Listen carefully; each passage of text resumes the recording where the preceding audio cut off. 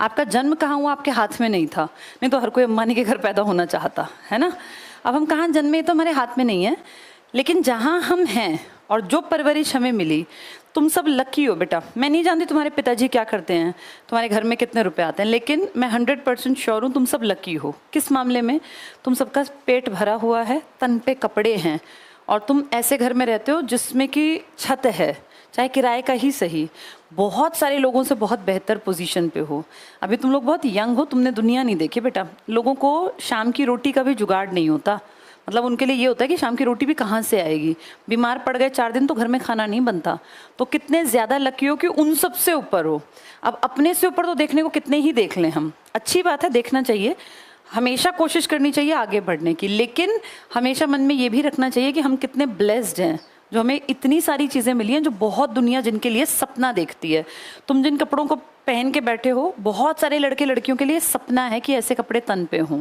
तो अपने आप को लकी और ब्लेस्ड फील करो, लेकिन फिर ये मत सोचो कि मैं बैठना है। ये सोचो अपनी ज़िंदगी को, ये तो माँ बाप की दी हुई चीज़ें हैं, इससे बेहतर बनाना है ताकि अपनी लाइफ जैसी चाहें वैसी जी सकें। हर किसी की लाइफ में ना बेटा एक स्टेज आती है जब उसके सामने एक क्वेश्चन मार्क आता है कि अब क्या, लाइफ के लिए, करियर के लिए। ये नॉर्मल परिवारों में 12वीं करने तक नहीं आता। 12वीं तक बच्चे को पता है हर साल 1 साल मुझे आगे बढ़ना है। जैसे 4th क्लास के बच्चे को कोई चिंता नहीं है, उसे पता है अगले साल मुझे 5वीं में होना है। 8वीं वाले को पता है मुझे 9वीं में। लेकिन 12वीं करने के बाद ये क्वेश्चन मार्क एकदम से आता है, अब क्या। इसके बहुत सारे आंसर हो सकते हैं, वो आंसर डिपेंड करता है कि तुम्हें कौन सा ठीक लगे। मेरी नज़र में इसके 3-4 आंसर हैं जो नॉर्मली एवरेज परिवार के सामने, बच्चे के सामने आते हैं। पहला आंसर, मैं क्यों ना कॉलेज ज्वाइन कर लूँ, कुछ बढ़िया सा कोर्स जो मन में आए वो कर लूँ। एक आंसर ये हो सकता है, बहुत लोग ऐसा करते भी हैं।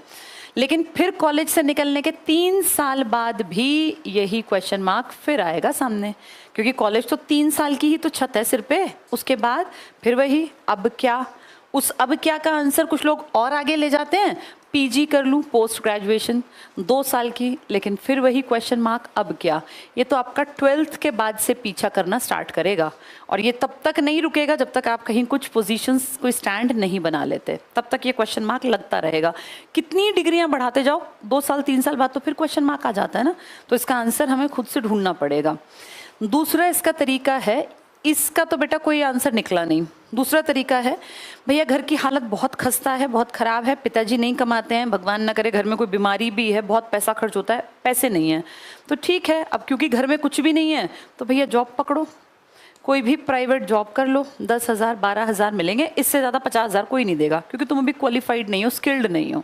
ये भी करनी पड़ती है बेटा, समय का कुछ नहीं पता। बहुत लोगों को 12वीं करते करते ही प्राइवेट जॉब, क्योंकि पिताजी गुजर गए, कोई साधन था नहीं, तो क्या करें, उस कंडीशन में काम करना पड़ जाता है। तीसरा ऑप्शन है, 12th करने के बाद हम गवर्नमेंट जॉब की तैयारी कर लें। ये तैयारी करना, जैसे लिखना बड़ा आसान है, उतना आसान है नहीं। इसकी तैयारी का मतलब है अपने आप को मेंटली तैयार करना कि भैया अब अपनी लाइफ के हम 1 से 2 साल लगाएंगे, पूरे जी जान झोंक देंगे इस काम में। ये राह चलते मिलने वाली चीज़ नहीं है, ये तुक्के से मिलने वाली चीज़ भी नहीं है, ये मेहनत की डिमांड करेगी बेटा। मतलब लगातार पेशेंस के साथ पढ़ते जाना, पढ़ते जाना, पढ़ते जाना। इनमें से कोई एक काम तुम कर सकते हो।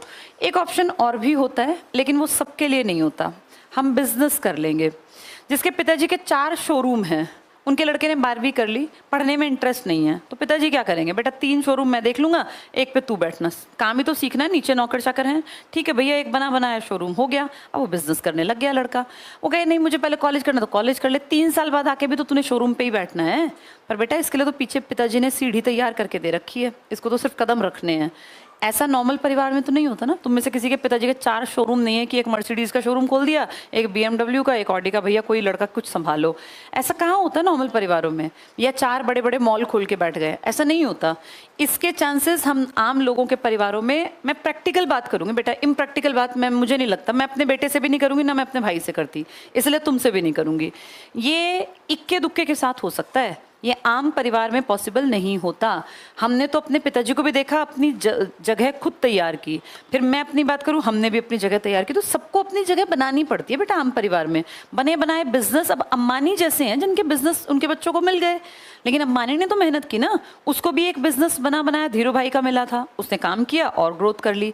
पर तुम आम परिवार, हम आम परिवार, हमारे पास ये ऑप्शन ना बराबर होता है कि भैया हमारे कोई 10-20 दुकानें चलती हैं और इस तरह का नहीं होता। हमें इनमें से एक टारगेट बनाना है। अगर बिल्कुल ही भूखे मर रहे हैं कि क्या करें कुछ भी नहीं है, तो बेटा फिर ये है, 12वीं की अपना और पकड़ ली नौकरी, 10,000 सही, कम से कम पेट तो भरेगा। भूखे पेट तो भजन भी नहीं होता, और तो पढ़ाई तो कैसे होगी। ये उनके लिए जिनकी बहुत ही ज़्यादा खराब हालत है, कुछ भी नहीं है घर में, तो तुरंत अपनी नौकरी करो, पेट भरो, बाकियों को पढ़ा दो। लेकिन जिनका कामकाज ठीक ठाक है, अच्छा इसका क्वेश्चन मार्क तो रुका ही नहीं, ये तो हाईली क्वालिफाइड लोगों के सामने भी क्वेश्चन मार्क होता है। कई लोग ऐसे भी हैं जो पीएचडी करके भी क्वेश्चन मार्क पे खड़े रहते हैं कि भैया अब क्या करें, इतना पढ़ लिए अब कहाँ जाएं। इसका आंसर नहीं है क्लियर, हो भी सकता है नहीं भी। ये तब करनी चाहिए जब बिल्कुल ही क्या करें, बिल्कुल ही जीरो पे हैं, भैया पेट नहीं भरता। ये चांस की बात है, आपका लक है, आप कहाँ पैदा हुए, ये आपकी मेहनत है, सिर्फ और सिर्फ आपकी मेहनत। इसमें माँ बाप का या किसी और का बेटा सिर्फ इतना रोल है कि तुम्हें घर में रहने की जगह दे दें, बस पढ़ना तुम्हें ही पड़ेगा, दिन रात की मेहनत तुम्हारी है। मैं पर्सनली ये सजेस्ट करूँगी, एक आम परिवार जिसके पास बहुत पैसा नहीं है, जो बिल्कुल भूखा भी नहीं मर रहा है, ठीक ठाक सी कंडीशन है, तुम्हारे घर वाले अगर तुम्हें अगले 2 साल 3 साल तक खाना और कपड़े मुहैया करा सकते हो, तो फिर अपना जम के मेहनत करके इसकी तैयारी कर लो। ये ज़्यादा बढ़िया इसलिए है क्योंकि एक तो इसकी लागत बहुत ज़्यादा नहीं है, इसकी लागत बहुत ज़्यादा होती है। बिजनेस खड़ा करने के लिए ही बेटा 50 लाख 60 लाख रुपए चाहिए एक छोटे से बिजनेस में, बड़ा चाहिए तो फिर करोड़ों चाहिए, कहाँ से आएंगे वो। ये जो चीज़ है ना, ये थोड़ी डिमांड करती है, पैसा ज़्यादा नहीं लगेगा, लेकिन तुम्हारा समय और तुम्हारी मेहनत खाएगा। अब अगर अपना समय और मेहनत दे सकते हो, जो कहीं से खरीद के भी नहीं लानी, मेहनत तो तुम्हें करनी है ना, और समय भी तुम्हें देना है, तो ये बेस्ट है बेटा। ये मेरा पर्सनल सजेशन है। तुम्हें ये सब बातें इसलिए बता रही हूँ क्योंकि मैंने खुद ये रास्ते पहले तुम्हारी एज में देखे हैं, मेरे सामने भी तो यही ऑप्शन था। मैंने खुद क्या किया, आफ्टर 12th ये क्वेश्चन मार्क मेरे सामने भी था। तब मेरी उम्र थी 17 साढ़े 17 साल। मैंने उस टाइम पर ETE किया बेटा, एलिमेंट्री टीचर्स एजुकेशन, डिप्लोमा था एजुकेशन में 2 साल का। मेरी उम्र 20 साल के आसपास आ गई, मुझे नौकरी मिल गई। मैं 20 साल प्लस की थी जब मुझे सरकार से पहली तनख्वाह मिली थी। आज से 21 साल पहले मेरी सैलरी थी बेटा 5000 रुपीज़। तो मैं लगेगा ये भी क्या तनख्वाह थी। तब बेटा गोल्ड की कीमत थी 4500 रुपये तोला। आज गोल्ड की कीमत है 60,000 रुपये तोला। पता है तुम लोगों को? अब 70 हो गई है। अच्छा, मैंने तो कई दिन पहले दे, जितनी भी है बेटा। ये तुम्हें क्यों बता रही हूँ, महंगाई कैसे बढ़ी। जब मेरी सैलरी 5000 थी तब 1 तोला सोना इससे कम आता था। अब टीचर्स की सैलरी भी उतनी बढ़ गई। अभी कल परसों 2-3 दिन पहले मेरी एक फ्रेंड आई हुई थी, वो मेरे बाद उसकी ज्वाइनिंग, तो मैंने पूछा भाई सैलरी, तो उसने कहा 1 लाख प्लस हो गई। अब मैंने तो खैर जॉब छोड़ दी 2015 में, 12 साल नौकरी करके फिर मैंने छोड़ दी। तो ये 5000 सैलरी थी बेटा।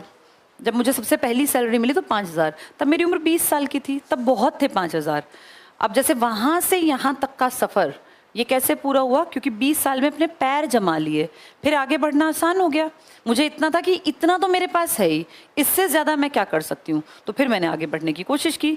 ये जो सेंटर जिसमें तुम बैठे हो ICS, ये हमने 2008 में स्टार्ट किया था, लेकिन इस पर मैंने काम नहीं किया था 8 में, मैंने लेटर स्टेज में काम किया, परिमल सर ने काम किया। फिर 2015 में मैंने अपनी जॉब छोड़ दी, अक्टूबर में मैंने रिज़ाइन कर दिया। अब तो रिज़ाइन किए हुए भी कितने 9 साल हो गए, लगभग 9वां साल लगा हुआ है।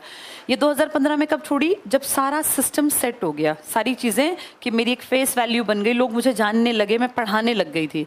फिर था कि भाई आप एक साथ 2 काम नहीं कर सकते, government job plus coaching allow नहीं है, 420 होता है ये कि 2 काम आप एक साथ करें, एक छोड़ना था। तो फिर मैंने वो सर्विस छोड़ दी क्योंकि वहाँ से उतना आउटपुट नहीं निकल रहा था। लेकिन बेटा मैं ये नहीं कहूँगी कि भाई मैं शुरू से पहले दिन से पढ़ाती तो मैं इतना अच्छा पढ़ाती, नहीं। ये जो कॉन्फिडेंस आया ना कि मैं कर सकती हूँ, ये इसलिए आया क्योंकि मैंने खुद पहले यंग एज में नौकरी हासिल कर ली थी। यही रास्ता मैं तुम्हें बता रही हूँ कि पहले एक चीज़ को अचीव कर लो, बेशक छोड़ देना, ज़रूरी नहीं चिपके रहना उससे, लेकिन उसको एक स्टैंड की तरह इस्तेमाल करना कि मुझे अब जंप लगानी है। तुम हवा में लटक रहे हो तो जंप कैसे मारोगे बेटा। जंप तेज़ कब लगती है, जब हम धरती पे प्रेशर तेज़ लगाएं, तभी आगे कूद पाते हैं ना। तो ये हमारे लिए प्लेटफॉर्म का काम करती है एक नौकरी। एक प्लेटफॉर्म है, तुमने उस पर पैर जमा रखे हैं, तुम्हारा हद से हद क्या होगा, अगला पेपर पास नहीं होगा ना हो, हमारे पास इतने रुपए तो आते ही हैं। 2007 में मेरा all over India first rank था बेटा, B.Ed इग्नू के एंट्रेंस में, पता है क्यों? क्योंकि मेरे ऊपर कोई टेंशन ही नहीं थी। मेरा नहीं होता मुझे कोई फर्क नहीं पड़ता, मैं तो नौकरी से सैलरी ले रही थी। मुझे खुद भी नहीं पता था कि उसमें मेरा फर्स्ट रैंक आएगा। ऑल टाइम हाईएस्ट मार्क्स आए थे। मैंने बहुत तैयारी नहीं की, लेकिन वो जो कॉन्फिडेंस था ना कि मेरे पास नौकरी है, मैं ऑलरेडी टीचर हूँ, मैं तो अपनी डिग्री बढ़ाने के लिए पढ़ रही थी कि बढ़ जाएगी मेरी डिग्री, मुझे आगे फायदा होगा, तो उसमें मेरे ऊपर टेंशन नहीं थी, इसीलिए मेरा फर्स्ट रैंक आया। अगर मैं सोचती कि यार मुझे इसके लिए बस जीना है मरना, वो प्रेशर में शायद मैं काम भी ना कर पाती बेटा। इसलिए मैं तुम्हें कह रही हूँ, जब एज कम होती है ना तो दिमाग पर प्रेशर कम होता है। तुम लोग लकी हो, अभी तुम लोग यंग हो। किसी 27 साल 28 साल के लड़के या किसी लेडी से पूछना जिसकी उम्र 28-30 साल हो, उनके ऊपर कितना प्रेशर है। तुम सब फ्री हो अभी मेंटली। मेरी ये बात तुम्हें आज से 10 साल बाद समझ में आएगी। एज एक ताकत होती है, जितनी कम एज होगी ना उतना आप ज्यादा बेहतर कर पाओगे। पढ़ाई लिखाई में आगे बढ़ना आसान होता है यंग एज में। 28 साल में दिमाग पे इतना प्रेशर होगा कि तुम चाह के भी नहीं पढ़ पाओगे बेटा। रिस्पॉन्सिबिलिटी तुम्हें पैरों में ना बेड़ियां डाल देती हैं। अभी तुम आज़ाद हो, पढ़ लिख लो, कहीं कुछ ज़िंदगी में अचीव कर लो, फिर अगली स्टेज पे चले जाना, फिर उससे अगली पे। ये आसमान है, कोई कितना ही उड़ सकता है, कितनी ऊंची उड़ान भर सकता है, पर एक जैसे परिंदा बहुत ऊपर क्यों नहीं जाता भाई? ऊपर कोई स्टैंड, बीच में एक जगह उसको रुकना पड़ता है ना। ऐसे ही हम लोग हैं। एकदम से मत सोचो कि हम अंबानी बन जाएंगे। जहां जाना है ना उसको हमेशा अपने दिमाग में रखो, लेकिन वहां तक जाने के छोटे छोटे अपने पड़ाव बना लो कि हम पहले यहाँ होंगे, फिर यहाँ होंगे, फिर यहाँ, फिर वहां तक पहुंच जाओगे। ठीक है? अगर मैं वेरी फर्स्ट डे सोचती कि मैं ऐसे बबीता त्यागी बन के ऐसे फेमस हो जाऊंगी, मैं ये कर लूंगा, तो कुछ भी नहीं हो पाता बेटा। मैंने कभी सोचा ही नहीं। सबसे पहले सोचा मेरे पैर कैसे जमे। 12वीं करते मुझे नौकरी चाहिए, नौकरी ली, फिर धीरे धीरे करके पढ़ती गई आगे बढ़ती गई। अगर नौकरी ना होती तो मैं कुछ भी ना कर पाती। मुझे ऐसा लगता है एक आम परिवार में पहले अपना स्टैंड बना लो। हाँ, पीछे बैक स्ट्रांग हो तो कुछ भी कर लेना, वो तुम्हारी मर्जी है बेटा। तुम्हारा लक है कि तुम्हें क्या कुछ मिला है। और कभी भी अपने माँ बाप को दोष मत दिया करो कि हम गरीब हैं, आपने कुछ नहीं किया, हमें अच्छी स्कूलिंग नहीं कराई। वो जितना करा सकते थे ना, मैं नहीं जानती तुम्हारे माँ बाप को, लेकिन मैं जानती हूँ उन्होंने बेस्ट किया होगा। चाहे तुम्हें गली के नुक्कड़ के स्कूल में पढ़ाया, अपनी औकात से ज्यादा फीस भर के पढ़ाया होगा बेटा। कोई माँ बाप नहीं है इस धरती पर जो सोचे कि मेरे पास 1000 रुपए हैं और इस बच्चे के ऊपर 1 रुपया खर्च ना करूँ। ऐसे नहीं होते माँ बाप। 1000 रुपए है ना तो तुम्हारे ऊपर 900 से ऊपर रुपए लगा देंगे, अपने लिए चाहे 100 भी ना बचाएं। ये सब पेरेंट्स की एक होती है कि भैया उनका एक पेरेंट्स के अंदर ये फीलिंग होती है। तो जहां हो जैसे हो, ये तुम्हारे कर्म थे पिछले। अगर तुम्हें जैसा घर मिला है ना, ये तुम्हारे अपने कर्म थे। अब इसको सुधारना है तो मेहनत करो। अपनी जिंदगी में आज से 10 साल बाद, 15 साल बाद किसी को दोषी मत ठहराना। जैसी जिंदगी तुम बनाओगे ना वैसी बनेगी, और वो अब समय है जिंदगी बनाने का। अब टाइम पास करोगे, 10 साल बाद रोओगे कि हमारे माँ बाप ने हमें पढ़ाया लिखाया नहीं, हमें अंग्रेजी के स्कूल में नहीं पढ़ा, तो बेटा बेवकूफ़ी है और कौन सुनने आएगा। अब अपनी जिंदगी का किस्मत लिखने का समय है ये। 12वीं कर गए तुम लोग,